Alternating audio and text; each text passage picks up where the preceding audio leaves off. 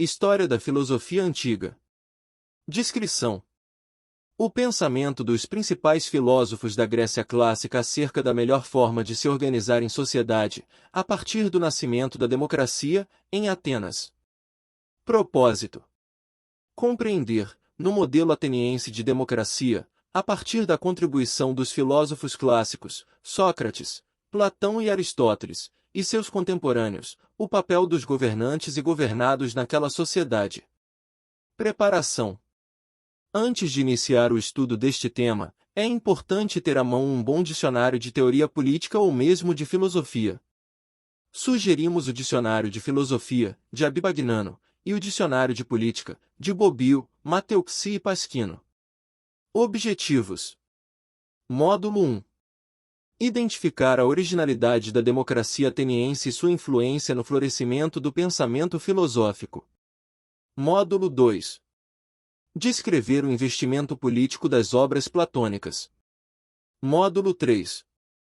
Reconhecer a preocupação de Aristóteles quanto à associação entre a ética e a melhor forma de organização social em prol do alcance do bem viver. Introdução. Por volta dos séculos V, IV a.C., houve, na cidade-estado de Atenas, na Grécia, um fenômeno que entrou para a história da civilização ocidental, a criação da democracia. Não era exatamente como este sistema que hoje nós chamamos pelo mesmo nome. Se por um lado excluía parcela considerável da população das decisões políticas, por outro apresentava aspectos até mais ousados do que a que vivemos atualmente, como a participação do cidadão comum nas decisões estatais. Não deve ser coincidência, por exemplo, que três dos maiores nomes da filosofia de todos os tempos, Sócrates, Platão e Aristóteles, tenham vivido exatamente nesse período e nesse lugar, sem contar no florescimento do teatro e de outras escolas do pensamento, como a sofística. Em comum, todos os três grandes filósofos pensavam em como a ética é indispensável no trato da coisa pública, que os governantes devem ser os mais bem qualificados para lidar com a comunidade, e que as leis podem até não ser perfeitas, pois não conseguem lidar com as imprevisibilidades da vida, mas são propostas razoáveis para se criar estabilidade nas sociedades. Isso nos leva a pensar que, mesmo com enorme distância do tempo, ainda temos muito a aprender com os antigos gregos. Módulo 1. Identificar a originalidade da democracia ateniense e sua influência no florescimento do pensamento filosófico. Noção de política na Grécia clássica. Na crise econômica mundial, iniciada em 2008, a Grécia foi pressionada a pagar dívidas adquiridas com os bancos da União Europeia. Nessa época, surgiu na internet a piada: e se tivéssemos que pagar royalties sobre todas as palavras que importamos dos gregos, e, consequentemente, os conceitos daí derivados? A conclusão do raciocínio era óbvia: o mundo ocidental é muito mais devedor dos gregos que os poucos bilhões de euros que constavam naquele déficit. Só que o valor não é cobrado na mesma moeda. Se quisermos comprovar isso, basta começar por uma noção geral e abstrata que perpassa todos os lugares como política, a junção de polis com teca. O segundo termo, teca, o ato de fazer ou cunhar algo, é a origem, com algumas variações de interpretação, da técnica como nós a conhecemos atualmente. Já o primeiro, polis, era associado às independentes cidades-estados localizadas próximas à península do Peloponeso, banhadas pelo mar Mediterrâneo, cujos habitantes falavam variações do grego antigo. Mas não apenas isso. O termo também caracterizava a própria população, fazendo com que um grego dessa época se pensasse, primeiramente, como um animal político, ou zoon politikon, como escreveu Aristóteles, 384 AS 322 AS, antes de ser um indivíduo. Aliás, a própria noção de indivíduo, como a conhecemos, de alguém isolado do seu entorno, da sua comunidade, vivendo uma vida privada, deveria soar bastante estranha para um grego da época de Sócrates, 469 AS, 399 AS, e Platão, 428-427 AS 348-347 AS. Para esses homens comunitários, todas as ações eram políticas, públicas, por assim dizer. Não haveria, portanto, uma divisão tão clara entre a política, como a conhecemos hoje, e a ética. Por isso, quando Platão, no diálogo Gorgias, coloca Sócrates, seu mestre e protagonista da maioria de suas obras, como o verdadeiro político, apesar de sua aversão às práticas mais comumente associadas na atualidade com o fazer político, como não participar de organizações ou associações, por exemplo, tal afirmação não parecia um absurdo completo para seus conterrâneos. Mesmo que não fizesse parte das assembleias, Sócrates poderia ser visto ainda como um bom, belo e verdadeiro exemplo de político. Vejamos. Condições históricas. Para explicar a importância de um Sócrates político, devemos voltar um pouco no tempo e mostrar a excepcionalidade do lugar e do tempo em que ele viveu. Por volta do século V a.C., ou talvez no século seguinte, ninguém sabe ao certo a data de nascimento, aconteceu, na região do Peloponeso, provavelmente um fenômeno único na história. Os habitantes de determinada cidade-estado, chamada de Atenas, decidiram que a melhor maneira de se organizar como sociedade era distribuir os poderes de decisão sobre as questões comunitárias por todos os cidadãos. Eles chamaram essa forma de governo de democracia, demos igual povo mais cratia igual poder, e criaram mais uma palavra-conceito que influenciaria todo o mundo ao longo dos séculos e milênios.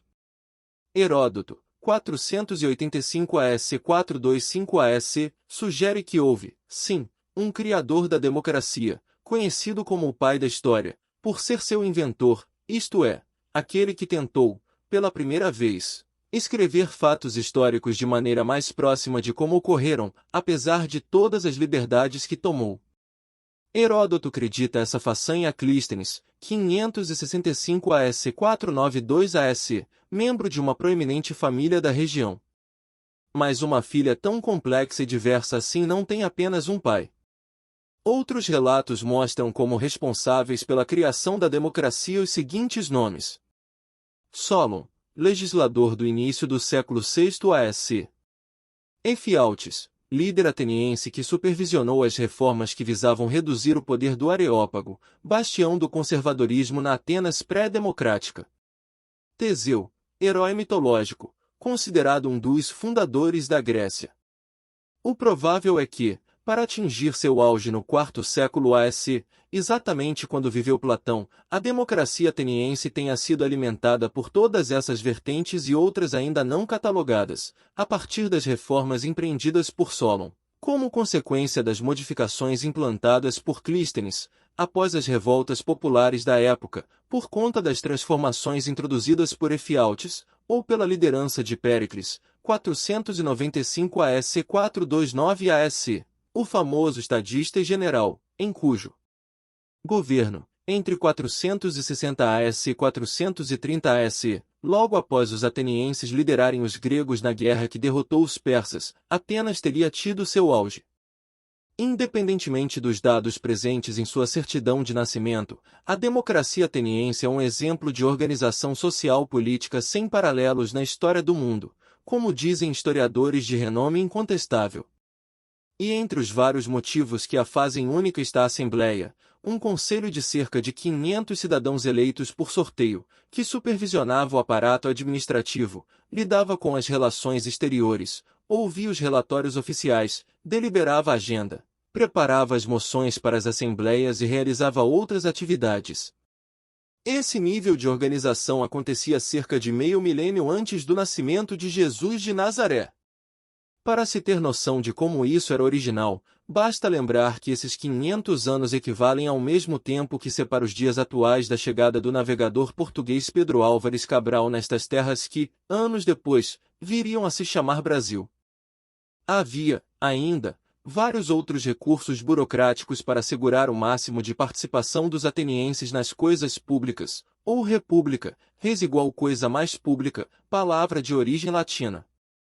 Por exemplo, o Conselho dos 500, uma espécie de Câmara Alta, tal como um Senado na atualidade, e os tribunais, onde os réus eram julgados.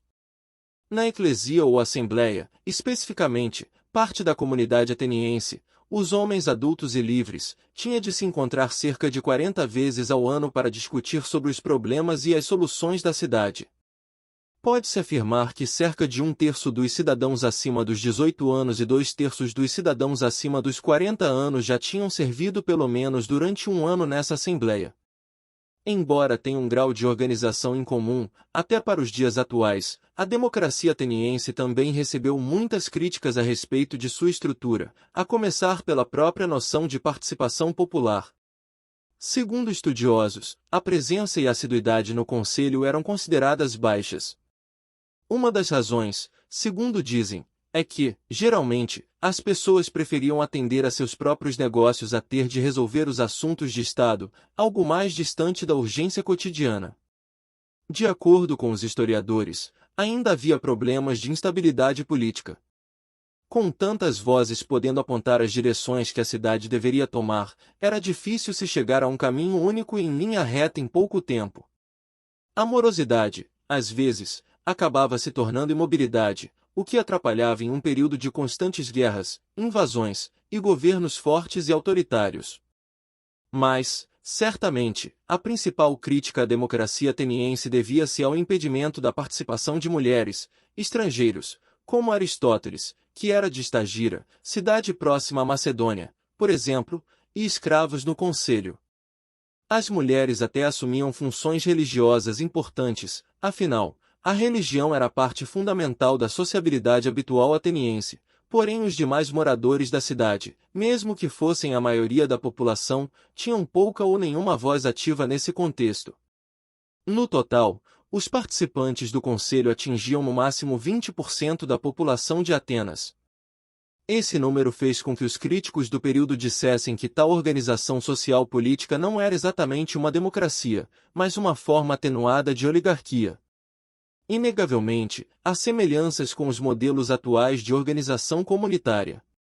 Todo o corpo burocrático ateniense é certamente o primeiro passo de uma longuíssima caminhada, com idas e vindas, que veio a dar-nos aparelhos que sustentam nossos Estados-nações ocidentais e liberais da atualidade.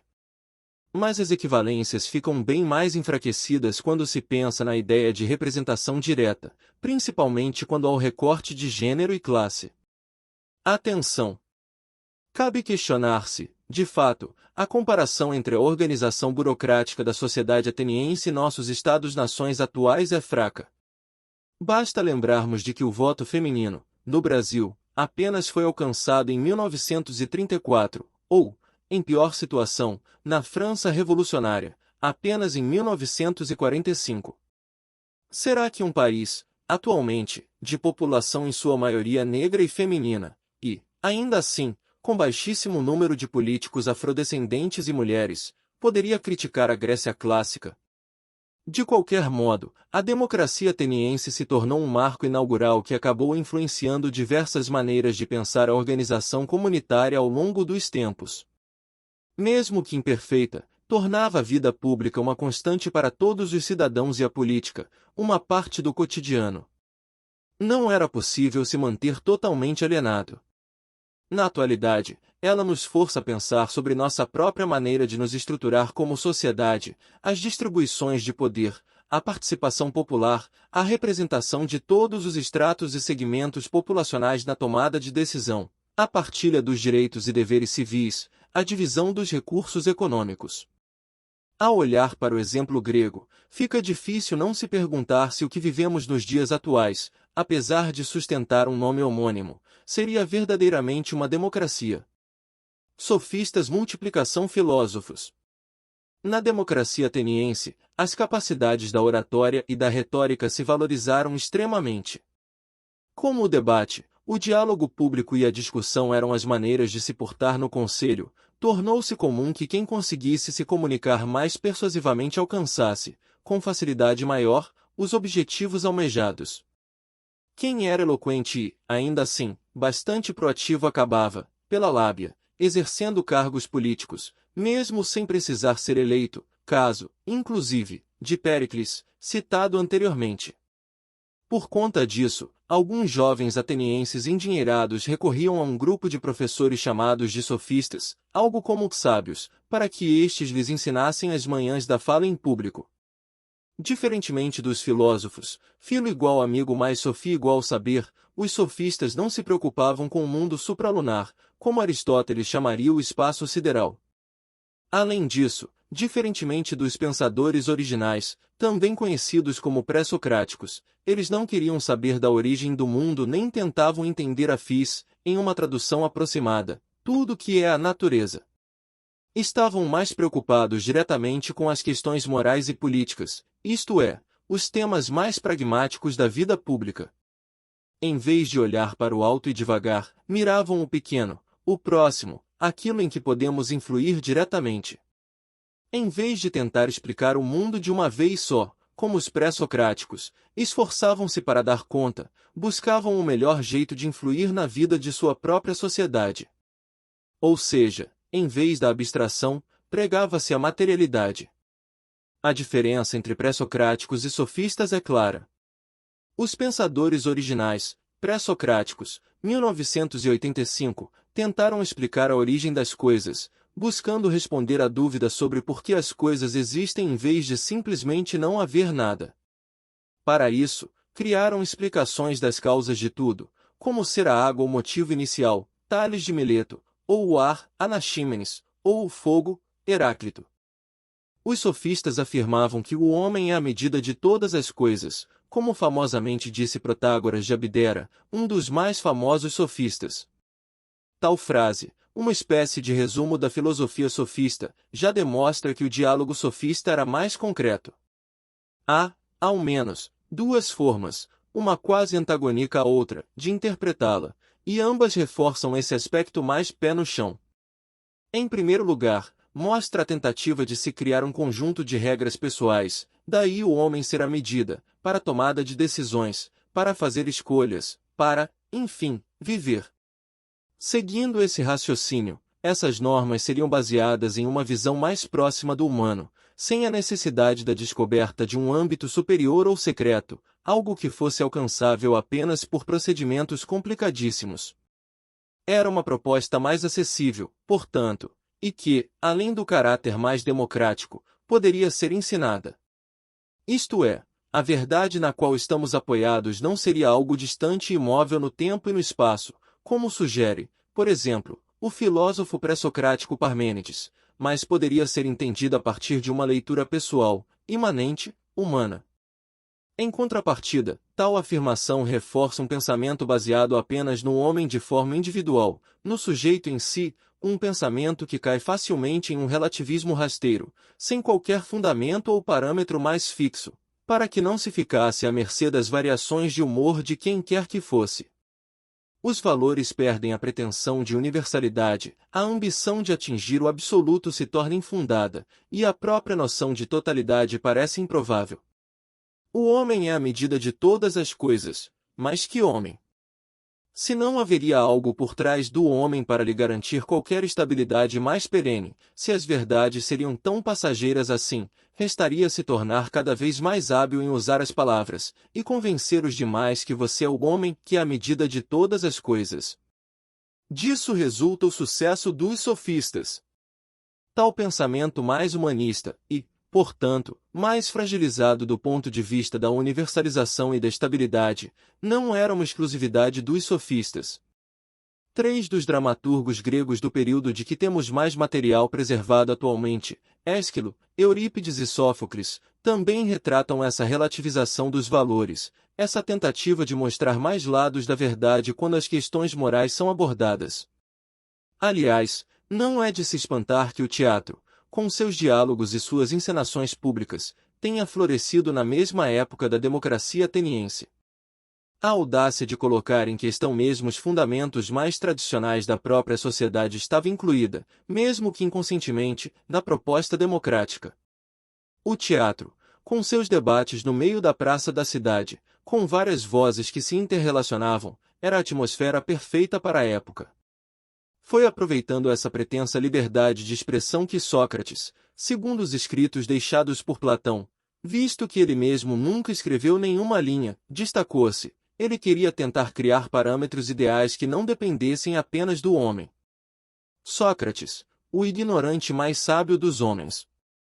Veterano da guerra contra Esparta, onde salvou a vida do futuro político Alcibíades, 450 AS 404 AS, e de seu futuro discípulo e escritor Xenofonte, 430 AS 355 AS, defensor da lei ateniense para julgar mesmo generais antipopulares, corajoso para enfrentar tiranos que tentaram sequestrar adversários políticos. Sócrates não era uma figura exatamente desconhecida em Atenas, mesmo antes de se tornar mestre de uma geração.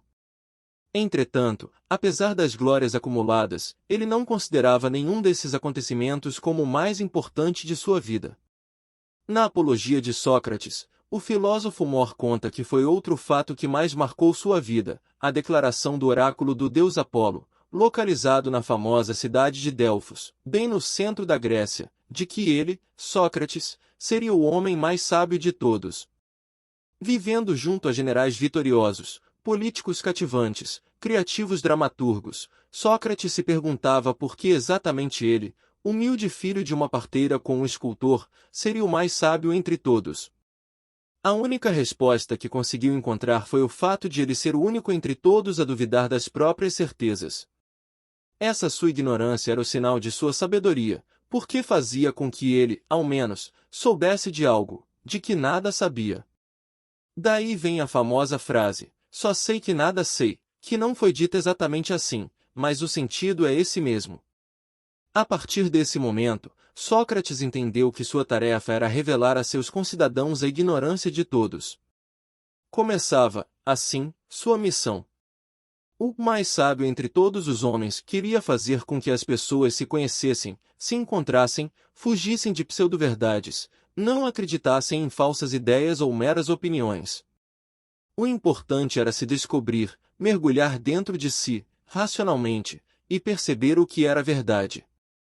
Ao contrário dos sofistas, Sócrates não cobrava por seus ensinamentos, pois se imaginava em uma tarefa com inspiração divina, uma vez que teria sido iniciada pelo oráculo de Apolo.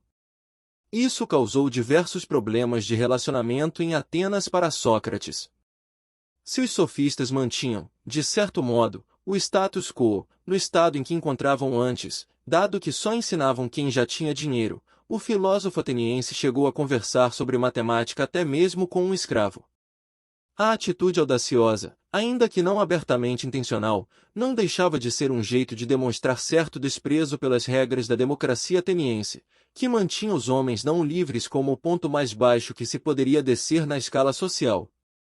Atenção!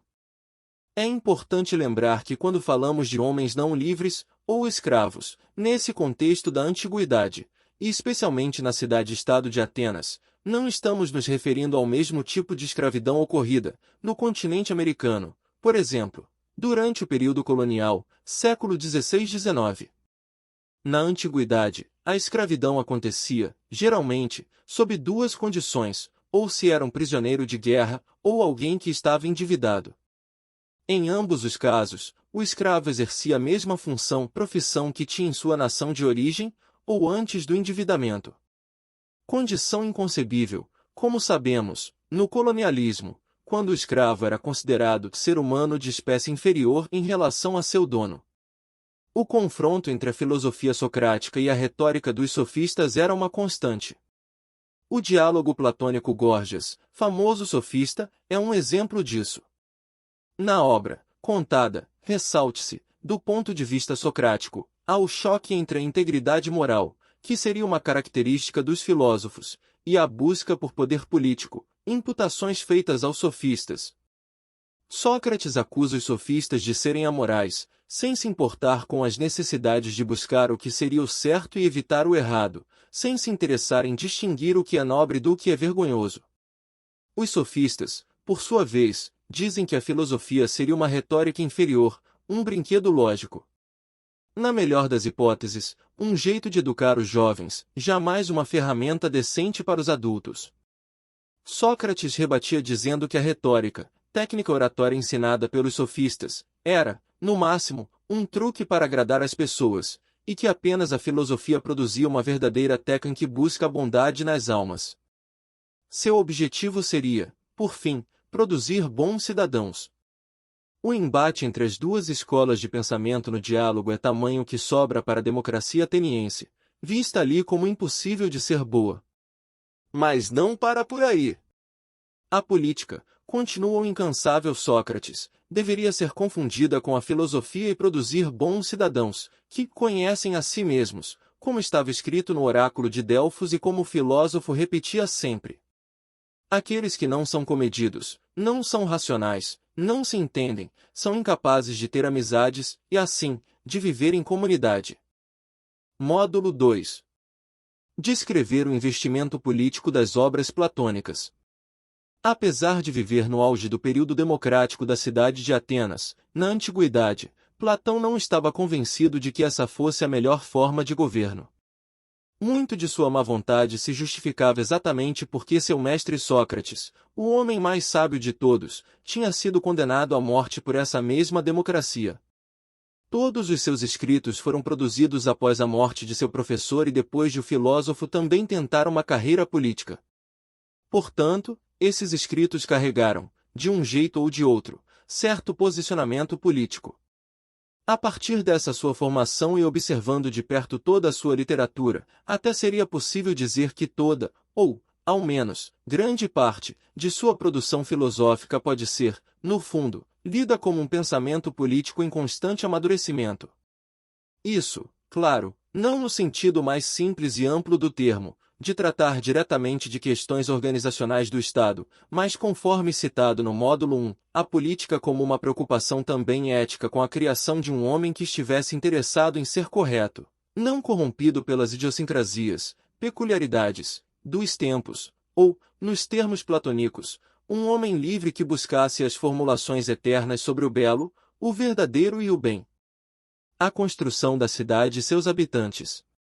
A tarefa inicial do diálogo mais famoso de Platão é criar uma polis perfeita que sirva como ideal ou paradigma para todas as cidades.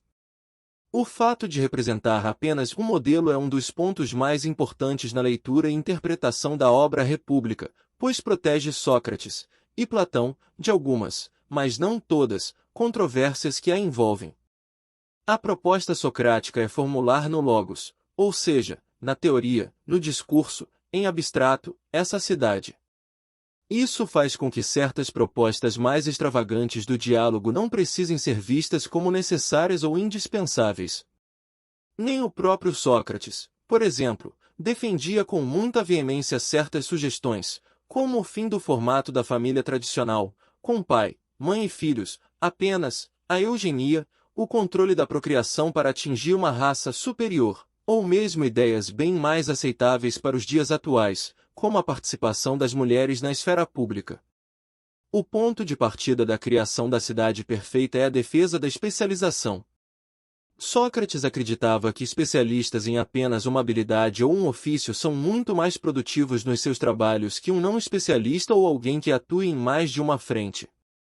Tal recomendação formou a cama argumentativa de Sócrates para a defesa da justiça individual, alguém que não está dividido, alguém em equilíbrio entre seus diferentes impulsos, em uma espécie de harmonia psíquica. Voltando ao tema dos pontos controversos, há um trecho famoso na obra República mencionado com frequência pelos comentadores. Nele, diferentemente do que seria de se esperar do senso comum na atualidade, Sócrates fez uma censura a obras de arte e artistas. O argumento é de que não são necessários, ao contrário, criam, em princípio, falsidades, reproduções, ficções, que não são, na maioria dos casos, ficções boas, mas impetuosas, que desequilibram quem as escuta ou as vê. Em sua cidade bela, justa e verdadeira, é preciso garantir a maior produtividade dos indivíduos, sem desvio de atenção para coisas supérfluas, como a arte narrativa, teatral ou pictórica que mostra a história de confrontos raivosos, traições, vinganças, sentimentos que atrapalham a harmonia e o equilíbrio. Nesse caso, sobra para os poetas, rapsódios, atores, coristas, empresários e artífices, sobretudo os que produzem adereços femininos, em suma, toda essa laia artística. Estes, ele quer fora da cidade ideal. Em vez deles, para povoar tal cidade, Sócrates sugere uma série de profissões mais úteis para o bem de todos e a felicidade geral. E a mais útil de todas, de acordo com o filósofo, é a do guardião, porque, além de proteger a cidade de ataques externos, é dessa classe que sai, também, o legislador, que poderá produzir as melhores leis do povoado. O problema se resume, então, a como se forma essa classe social. Que tipo de educação as crianças precisam receber para se tornarem bons guardiões da cidade ideal? Sócrates reflete que não cabe aplicar na infância Homero e Hesíodo. Como era o costume, esses poetas seriam nocivos para a proposta platônica. O filósofo explica que, quando pequenos, somos facilmente influenciados. Tais literaturas, com seus mitos e suas histórias amorais, não podem ser as mais apropriadas como forma pedagógica, exatamente pela intemperança. Um guardião precisa aprender a evitar o ódio e as explosões de ira, tão comuns nesses poemas clássicos. Mesmo que tais obras de arte sejam ou fossem a verdade, os guardiões precisam ser poupados dessas violências para a formação de seu caráter. Em vez disso, Sócrates sugere como pedagogia o treinamento físico e o ensino da matemática e da música, arte que ele salva explicitamente. O homem mais sábio de todos defende a música porque o ritmo e a harmonia penetram mais fundo na alma e afetam-na mais fortemente, trazendo consigo a perfeição. Platão, 2001, repetindo um argumento também presente no diálogo Protágoras. Sócrates até aceita que sejam contadas certas ficções, algo como mentiras nobres, na criação das crianças que serão os futuros guardiões. Ele propõe, por exemplo, inventar que os habitantes da cidade ideal são autóctones, isto é, na tradução da palavra grega que ele quer usar, nasceram literalmente de dentro da terra, sem mãe nem pai humanos. Assim, todos os habitantes de tal cidade seriam irmãos. A sociedade inteira, por consequência, estaria unida em uma única família, o que nos leva a entender onde se encontra sua proposta de abolir a família nuclear, essa em que haveria uma mãe e um pai para cada pequeno grupo social formado com os filhos. Continuando dentro dessa nobre mentira, as diferentes classes corresponderiam apenas aos distintos tipos de metal de que cada um dos estratos era formado.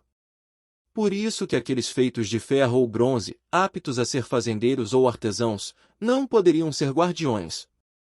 Todos, contudo, nasceriam da mesma terra. O ponto principal, portanto, fica inalterado: criar um profundo sentimento de pertencimento em todos os habitantes dessa cidade à terra em que ou, segundo essa versão, de que nasceram. A justiça, nessa localidade, aparece como uma consequência desse cuidado mútuo. Todas as pessoas se percebem como iguais e pertencendo ao mesmo lugar. Há um sentimento de harmonia social, a analogia social e individual aparece aqui outra vez. A justificativa para se usar ficção nesse trecho, e não anteriormente, quando expulsam os poetas da cidade, fica para o fato de que Sócrates não acredita que possa haver tal harmonia social sem que as pessoas verdadeiramente creiam em seu íntimo que essa é a ordem natural das coisas. Sem moldar as almas, diria Sócrates, não se constrói ou se muda uma sociedade. A unidade, o conservadorismo e o rei filósofo. Desde que Platão colocou seu mestre Sócrates para imaginar uma cidade utópica, diversos autores se incumbiram da tarefa de conceber uma organização social que fosse perfeita. A unanimidade também atingiu a recepção crítica. Intérpretes de espectros políticos opostos e de diferentes temporalidades, a começar por Aristóteles, aluno de Platão, enxergaram na Politeia platônica um texto conservador. Alguns chegam a afirmar que ele fez uma obra em que defende uma espécie de ideologia totalitária. Aos guardiões era reservada apenas uma preocupação com o bem da sociedade como um todo, pouco importando suas opiniões pessoais. A relevância era dada para a felicidade da cidade inteira, não de uma classe em especial, talvez do indivíduo. Sócrates ainda tenta contra-argumentar, dentro de uma estrutura de pensamento como a proposta pela obra República, os guardiões certamente seriam felizes. Se não bastasse essa falta de liberdade, as técnicas de especialização dos cidadãos, principalmente, a proposta eugênica para a produção de uma raça superior, arrancam calafrios pela desconfortável semelhança com as propostas nazifascistas, sem falar na propaganda política como modo de lavagem cerebral de seus cidadãos. E o que dizer de toda a relação misógina, que era o padrão do período em que viveu Sócrates? Mesmo que nas obras de alguns filósofos, como em A República, de Platão, haja uma explícita proposta de equiparação de atuação de homens e mulheres na vida pública, não podemos esquecer que a vida social de determinada época não é espelho de sua literatura. Saiba mais sobre isso, vale conhecer o artigo O papel das mulheres em A República de Platão, livro 5º Utopia no Feminino ou Tópicos para uma reflexão propedêutica sobre direitos humanos, de Susana Mourato Alves Jesus. Mas há de se pensar que os tempos eram outros, e julgar um momento histórico com as regras de outro é o pecado mais repudiado pelos historiadores. Tal falta grave recebe o nome de anacronismo, aliás, outro termo que vem do grego. No entanto, não há muita escapatória quando se fala da crítica feita por Aristóteles, quase contemporâneo de Sócrates. Para o Stagirita, essa obsessão por unidade na polis perfeita seria a ruína, não a salvação da cidade. A importância da obra platônica para o pensamento político não pode ser, de maneira nenhuma, descartável, principalmente porque o filósofo faz uma sugestão que coloca em questão todo o pensamento de teoria política desde aquela época até os dias atuais. Criticando Atenas por ser uma sociedade democrática, e que, apesar de todas as ressalvas já levantadas, tinha muito mais participação popular que outras cidades da época, Sócrates propõe outra forma de organizar os agrupamentos populacionais. Em vez do poder de muitos, democracia, portanto, de gente pouco especializada, e que podia condenar inocentes, como no caso socrático, ou de poucos e ricos, oligarquia, ou em vez de o poder ficar na mão de apenas uma única pessoa, e essa pessoa querer todo o poder para si, tirania, o poder deveria ser entregue para uma única pessoa, sim, mas alguém extremamente especializado, como acontecia com todas as coisas em sua cidade. E que tipo de pessoa seria mais habilitada para reinar por e para todos, de maneira democrática, se podemos chamar assim, por conhecer os valores de bom, justo e verdadeiro? Sim, ele mesmo, o filósofo. Mas como se transformar em um filósofo? Pois, sim, era possível aprender a ser um. Segundo Platão, era necessária uma compreensão racional da eterna realidade da verdade, que poderia ser incentivada por uma educação especial em todas as ciências matemáticas. É nesse momento que aparece a mais famosa alegoria da história da filosofia. O mito da caverna. No capítulo 7º de A República, Sócrates narra para Glauco uma história. Homens acorrentados dentro de uma caverna, com apenas uma saída, recebendo luz indiretamente do sol. Aprisionados, os homens só conseguem enxergar as sombras projetadas na parede do que acontece atrás deles. Um deles, contudo, se desvencilha dos grilhões e sai da gruta em direção ao sol. Num primeiro momento, ele tem dificuldade de enxergar, mas, aos poucos, vai se acostumando até que vê as coisas como elas são e, depois, o próprio sol. Impressionado com a visão das coisas verdadeiras, ele decide voltar e contar para os demais prisioneiros a verdade. Assim, Sócrates narra, em um dos momentos mais metafísicos e metafóricos da obra, a ascensão do homem comum rumo à verdade eterna e, consequentemente, sua transformação em um filósofo. A condição moral e intelectual da humanidade estaria representada pela condição ultrajante da caverna. Ao conseguir escapar dessa condição para enxergar o mundo como ele é, sem qualquer impedimento, é que seria possível ver as verdades eternas. O sol representaria o ideal de bem, principal critério para se avaliar todas as demais coisas. É a partir dessa passagem que Sócrates defende que a única chance de se construir uma sociedade ideal seria fazer com que ela fosse governada por um filósofo ou tornar seus governantes, por meio de um programa educacional apropriado, filósofos. Apenas os filósofos escapariam da degradação moral das coisas corriqueiras. Mesmo que eles não queiram, a princípio, assumir o cargo, posto que teriam de abdicar de seus outros afazeres, vivendo nessa cidade ideal, eles acabariam por assumir tal função por uma questão de justiça, para desempenhar sua função específica e apropriada nessa sociedade perfeita. Observe a explícita intenção de Platão de reforçar a importância de uma ética interna forte para a produção de um governante ideal, que, por consequência, produziria uma cidade politicamente estável, unida e harmônica. Mais que um processo analógico, de comparação, O que Platão está fazendo é uma relação de interligação e interdependência, até mesmo de interface e igualdade, entre a esfera privada e a pública. Por isso, no fim do livro, Sócrates insiste em dizer que a harmonia psíquica, que, como vimos, é uma das formas de felicidade para o filósofo, é a politeia da alma, ou, em outros termos, o ordenamento político do espírito. A cidade ideal não necessariamente é possível, talvez nem se queira que seja. Porém, como diz Sócrates, ela pode ser um modelo no céu, para quem quiser contemplá-la e, contemplando-a, fundar uma para si mesmo. Platão, 2001. Político.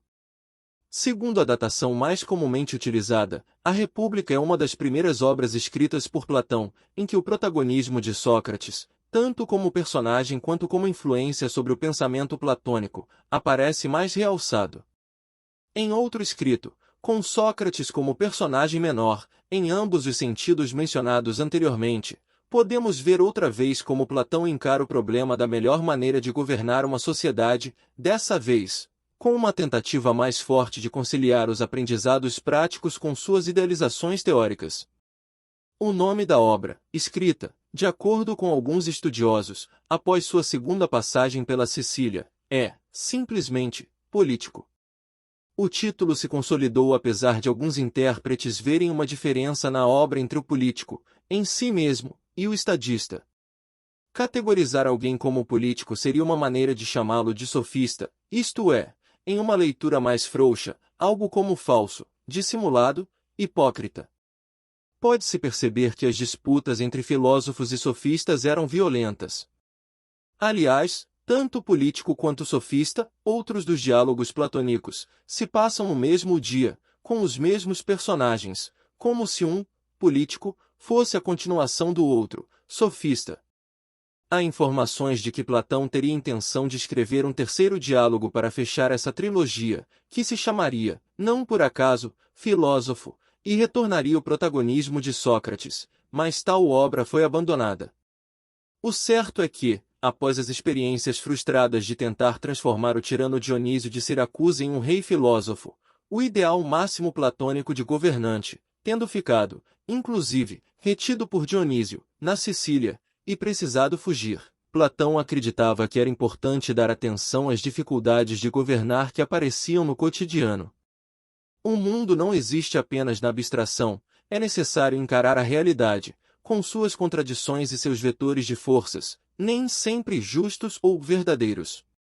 Por isso, uma das principais sugestões da obra é a tecedura. Ato de tecer algo. Um estadista é aquele que consegue não apenas saber o momento apropriado, em grego, a palavra usada é kairos, de aplicar seus conhecimentos específicos, mas também aquele com a capacidade de entremear os diferentes elementos da sociedade para que ela se torne única.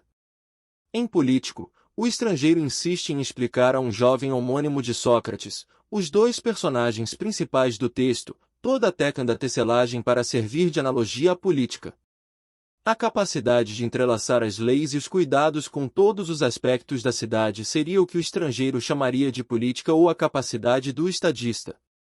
O diálogo prossegue, e o estrangeiro, que, nesse texto, faz o papel que, em outras obras, cabe ao experiente Sócrates, isto é, desenvolver o raciocínio filosófico. Explica que esse político estadista modelo seria um personagem capaz de providenciar respostas infalíveis para todas as perguntas sobre a legislação dessa sociedade. Mas ele seria ainda mais sábio que qualquer conjunto de leis, adaptando-se para as questões cotidianas, que não podem ser previstas pelas letras frias. Apesar de a preocupação com a realidade ser claramente maior nesse escrito, tal político é construído, mais uma vez, como um paradigma, como é comum nos escritos platônicos, exatamente como foi o rei filósofo de A República. Segundo Platão, devemos nos aproximar ao máximo desse ideal, mas sabendo que, provavelmente, nunca o atingiremos. Ele teria experiência em comandar, obtida por meio dos estudos, mas seria o mais difícil e o mais importante tipo de conhecimento a se adquirir. Novamente crítico à tentativa de distribuir o poder de comandar a cidade-estado entre mais de uma pessoa, com receio de colocar pessoas pouco experientes ou com rasa capacidade de guiar a sociedade, Platão, por meio do estrangeiro, Sugere que esse político ideal possa até mesmo ignorar as leis principalmente porque se mostram pouco flexíveis, o que seria um problema insolúvel em um mundo feito mais de fatos aleatórios que de qualquer previsão. Se houvesse alguém capaz de abarcar tamanho conhecimento exigido sobre como governar uma nação, como pede o estrangeiro, seria um desperdício deixá-lo à mercê de qualquer constituição. Na ausência de um político ideal como esse, ou de um rei filósofo, Platão sugere que fiquemos mesmo com a legislação, de maneira a conservar o ensinamento deixado no passado, uma vez que as leis são imitações da verdade executadas o mais perfeitamente possível sob a inspiração daqueles que sabem. Platão, 1930, como diz o estrangeiro. Ao fim de tantas críticas à democracia, fica, então, a pergunta.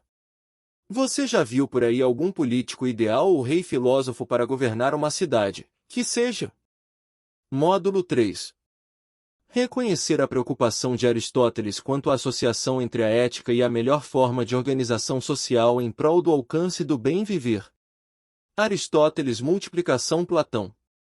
No início do século XVI, quando pintou a Escola de Atenas, Rafael Sanzio, de 1483 a 1520, escolheu para colocar bem no centro do afresco os dois principais filósofos que o Renascimento estava ajudando a consolidar como os mais importantes da antiguidade. Nenhum dos dois é Sócrates, que, no painel de quase 60 figuras históricas, aparece apenas em um canto, conversando com seus alunos, como era seu costume. Na área com mais destaque da pintura de mais de 5 metros de altura por quase 8 metros de largura, que fica atualmente no Vaticano, perto da Capela Sistina, estão Platão e Aristóteles. Caracterizado como o muso da época Leonardo da Vinci, Platão segura um tomo de sua obra Timeio, que aprofunda alguns dos temas levantados por A República e vai além. Em linhas gerais, trata de uma explicação cosmológica da origem do mundo.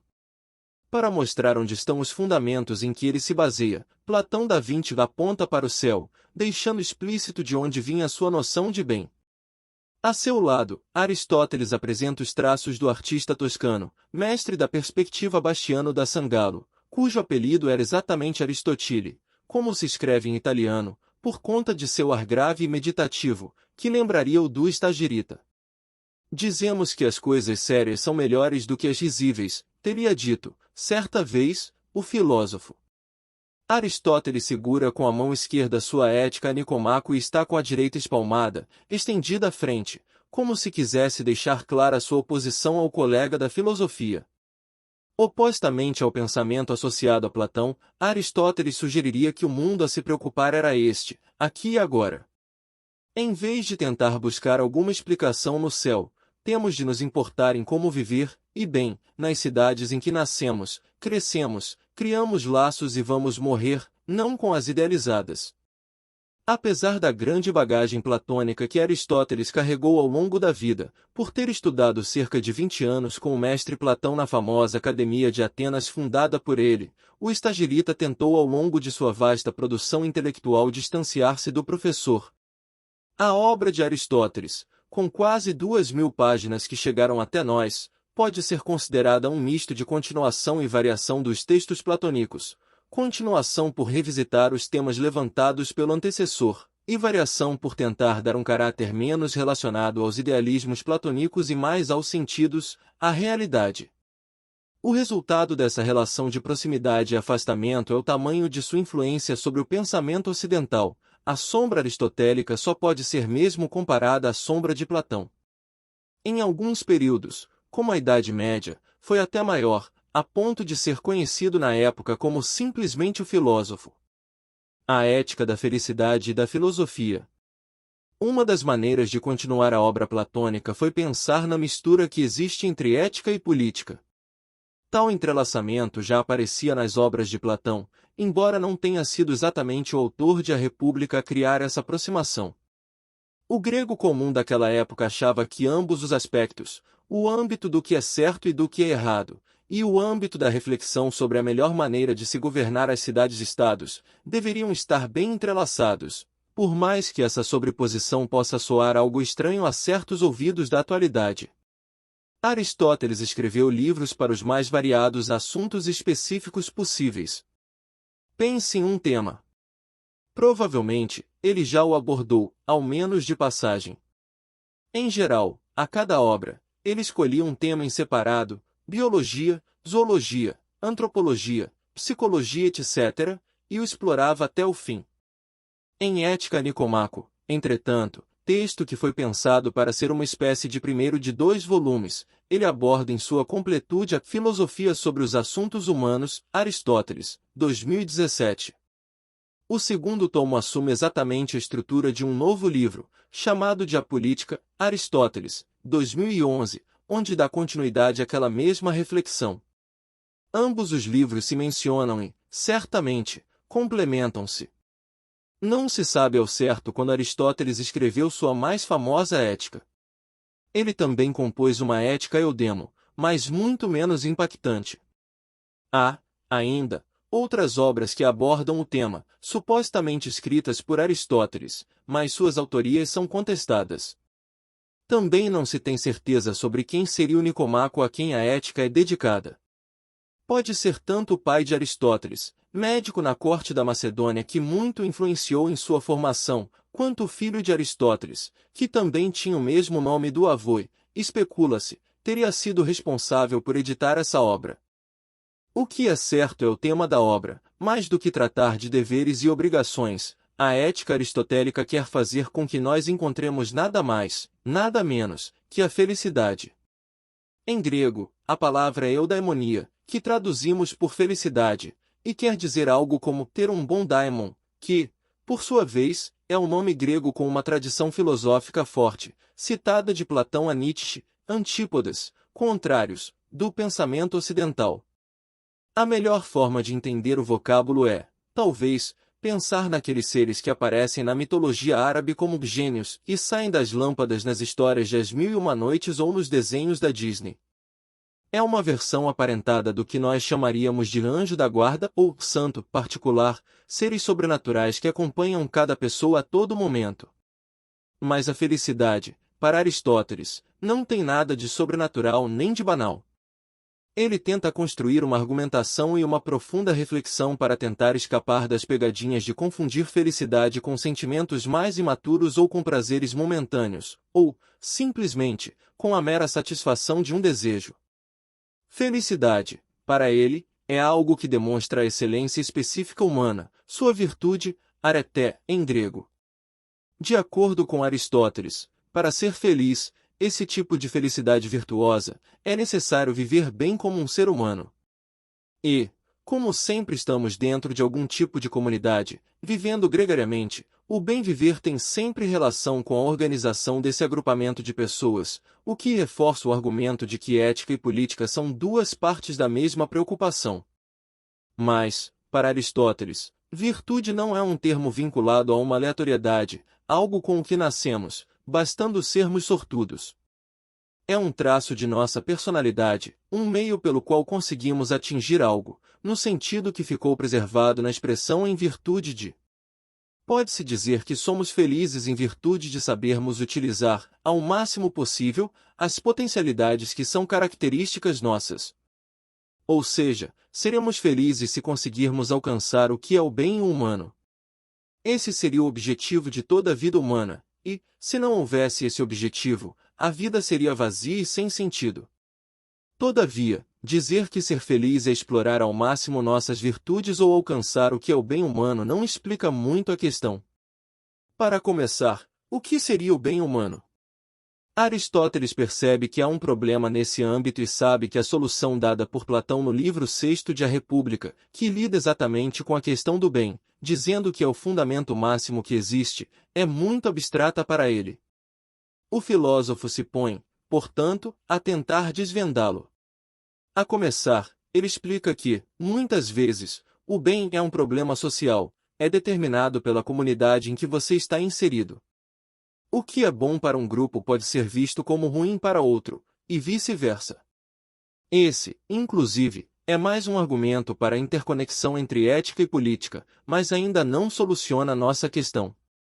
Para ajudar a explicar o que seria esse bem, que, por sua vez, seria a finalidade da vida, Aristóteles passa uma boa parte do livro investigando as virtudes humanas por meio de suas atividades características, como coragem, generosidade, justiça, etc. Ele repara em quais virtudes o bem é associado e percebe que são as pessoas corajosas, generosas e justas aquelas chamadas de boas. Contudo, ficamos ainda na dúvida sobre o que é exatamente o bem. O que dá para suspeitar é que haveria uma associação virtuosa entre algo bem vivido, ou feito, e a finalidade da vida. Na medicina, é a saúde; na estratégia, a vitória; na arquitetura, uma casa, escreve Aristóteles, tentando explicar esse objetivo final ou teleológico, como se diz em Filosofês. Talvez um exemplo, que não é dado por Aristóteles, funcione para clarear as ideias. O objetivo de vida de um martelo não é ter sido construído para, digamos, bater um prego; isso qualquer objeto com alguma solidez conseguiria, mal ou bem, mas ser capaz de bater esse prego, salvo falhas de quem o impunha, bem. Isso significa que, além de ser capaz de bater um prego, como qualquer pedra seria, tem de empurrar o prego para dentro da parede de maneira a, por exemplo, não destruir a superfície em que o prego é inserido ou com o menor esforço possível de quem está martelando, ou, ainda, impedir que não se martele o próprio dedo. Ao fim do primeiro tomo, são 10 ao todo, Aristóteles, 2017, sugere, então, que haveria 3 tipos de vidas que poderiam ser consideradas bem vividas: uma vida de prazeres, uma vida política e uma vida devotada à contemplação e ao estudo filosófico. No 10º tomo, após tratar de justiça, amizade e outros temas, ele descarta uma vida só de prazeres, ao menos alguns deles, considerando que deveríamos nos preocupar com assuntos mais importantes, segundo seu ponto de vista, Aristóteles, 2017. É só um pouco antes de terminar a obra que Aristóteles conclui que a razão é a melhor coisa que existe em nós e, portanto, nada mais justo que considerá-lo o caminho para saber o fim do homem, o que traria mais felicidade a ele. Além disso, a razão é completamente autossuficiente, não depende de nada nem de ninguém, é pura, não poder ser contaminada e tem uma durabilidade razoavelmente independente de fatores externos, com a devida tranquilidade. Pode se entreter com os próprios pensamentos em muitos lugares e muitas situações, Aristóteles, 2017. Por conta disso, Aristóteles, 2017, arremata, bem ao estilo do homem que foi chamado de filósofo pelos medievais, o objetivo último da vida humana, portanto, sua felicidade, é a atividade intelectual mesma, porque a sabedoria filosófica é reconhecidamente a mais aprazível das atividades virtuosas. As diferentes constituições. Segundo os comentadores de Aristóteles, a Ética para Nicomaco teria sido escrita para legisladores e estadistas. Portanto, não deveria espantar a preocupação em terminar a obra com a sugestão de se investigar os diferentes sistemas políticos que, porventura, fossem conhecidos à época para se saber qual seria a melhor forma de governar um povo. E é possível já dizer ainda na Ética, assim como Platão, Aristóteles também era contrário à democracia, ao menos da maneira como era feita por Atenas. Além de achar que a democracia era o mau governo da maioria, que beneficiaria apenas alguns, em vez de focar em todos os cidadãos, em um bem comum, Aristóteles também tinha uma motivação pessoal para se colocar contrariamente ao sistema ateniense. Assim como Sócrates, antes dele, o Estagirita foi igualmente perseguido na mais famosa cidade-estado grega, em um momento em que os atenienses estavam se revoltando contra todo o macedônio, principalmente, contra qualquer pessoa relacionada a Alexandre Magno. Aristóteles não somente tinha crescido na corte da Macedônia, onde seu pai atuou como médico, mas também tinha sido um professor de Alexandre. Diferentemente de seu avô intelectual, que, condenado à morte, aceitou a pena e tomou cicuta oficialmente, Aristóteles fugiu da cidade, com o argumento de que não iria permitir que os atenienses pecassem 2 vezes contra a filosofia. Ainda de acordo com alguns estudiosos da obra aristotélica, o filósofo teria escrito um pequeno livro sobre a história política de Atenas, ao qual deu o nome de A Constituição dos Atenienses. A autoria do livro é controversa por diversas razões, por exemplo, ele se mostrar mais favorável à democracia que em outros escritos.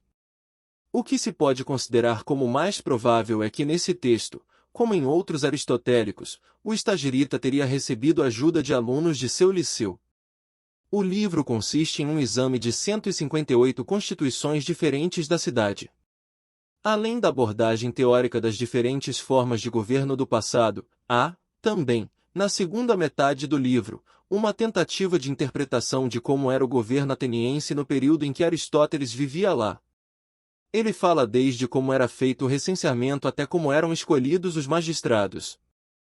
Trata-se de um trabalho historiográfico exaustivo e importantíssimo para entender como funcionava o primeiro sistema de governo no Ocidente, ao menos o primeiro conhecido, a dividir entre seus cidadãos o poder das decisões sobre todos, Aristóteles, 2015.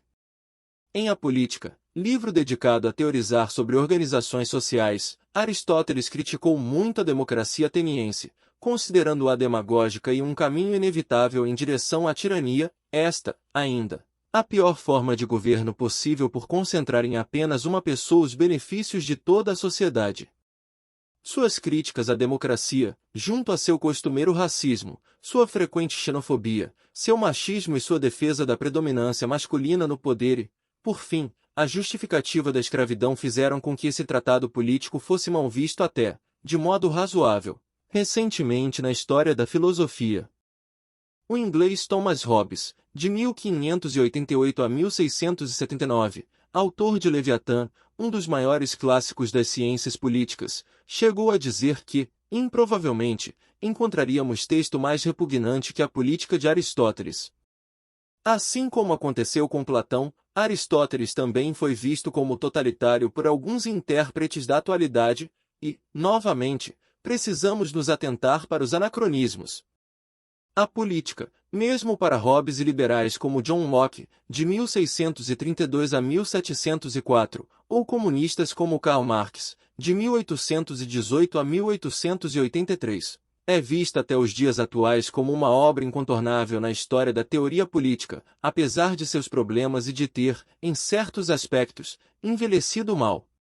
Também não é uma concessão a Aristóteles, por conta do tamanho de seu nome, mas uma constatação de que há abordagens do livro que podem ainda na atualidade funcionar. Muitos de seus principais temas permanecem atuais, e continuam a reverberar e fazer sentido, tais como a justiça e a lei, o Estatuto do Cidadão, a participação política da comunidade como obrigação ou privilégio, a educação pública, a felicidade humana.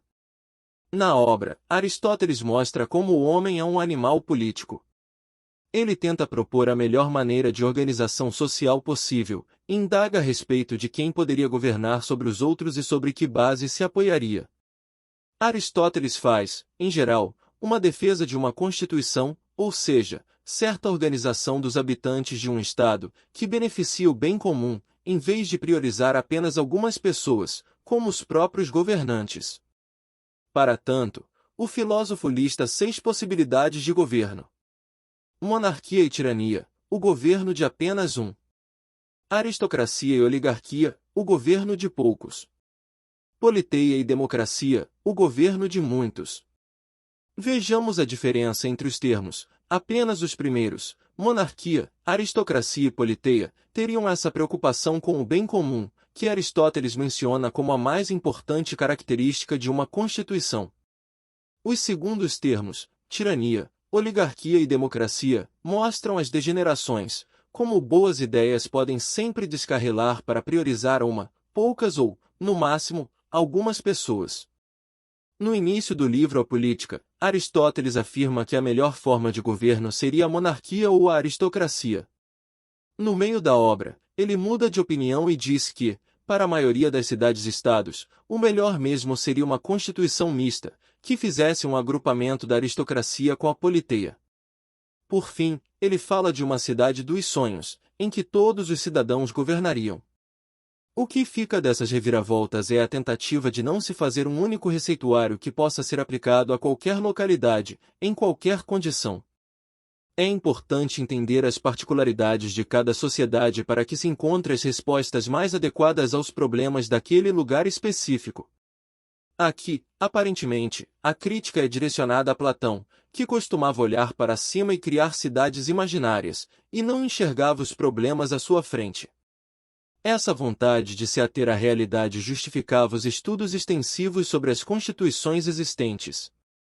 Para Aristóteles, mesmo o mau governo ensina algo, nem que seja o que não se deve fazer. Para ele, o ponto que aparece tanto na Ética Nicomaco quanto em A Política é que não podemos ser passivos ou teóricos. Qualquer pensamento ou razão deve ser encarado como, na pior das hipóteses, etapas para a prática, o planejamento para se ir às ruas. Elas miram a ação e não apenas o entendimento. Deve-se fazer, agir, não esperar cair do céu ou aguardar que um ou outro político faça por você.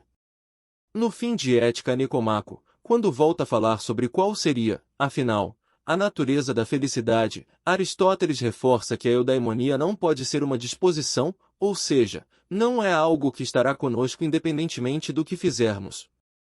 Ele continua, se o fosse, poderia pertencer a quem passasse a vida inteira dormindo e vivesse como um vegetal. Aristóteles, 2017. De volta à obra política, é perceptível que o Stagirita nos mostra o quanto não conseguimos não ser políticos. Para fazermos bem nossa natureza política, devemos observar, analisar e avaliar as possibilidades políticas que se nos apresentam, a fim de influir e transformar a organização política que nos submete a algo que verdadeiramente tem como fim o bem de todos, todos. Uma verdadeira democracia, enfim. Conclusão. Considerações finais. A obra política sai de uma proposta teórica de apenas organizar uma coletividade de pessoas para algo em que todos os cidadãos se preocupam e estão sempre inseridos. Mais que algo que você pode escolher, ou não, participar, é parte da vida, como se alimentar ou arranjar uma ocupação. Para entender essa importância, a construção da democracia na Atenas do período de Sócrates, Platão e Aristóteles é um evento de relevância fundamental. É a partir dela que se tem de enxergar a magnitude da política para os moradores. É a partir dela, com seus problemas e suas falhas, que se pensa em formas alternativas de organização social. É a democracia que se tenta superar. Pode ser que Platão e Aristóteles tenham caído de diversos cadafalsos, palanques, ao propor alternativas à democracia. Mas, em geral, havia, no meio dos pitacos filosóficos, certa preocupação em fazer o melhor para o bem comum, como chegou a deixar claro Aristóteles, que todos fossem representados, todos pudessem atuar em suas atividades, todos pudessem prosperar até seu objetivo final, a felicidade. E que ninguém, absolutamente ninguém, fosse condenado por pensar de modo diferente dos governantes.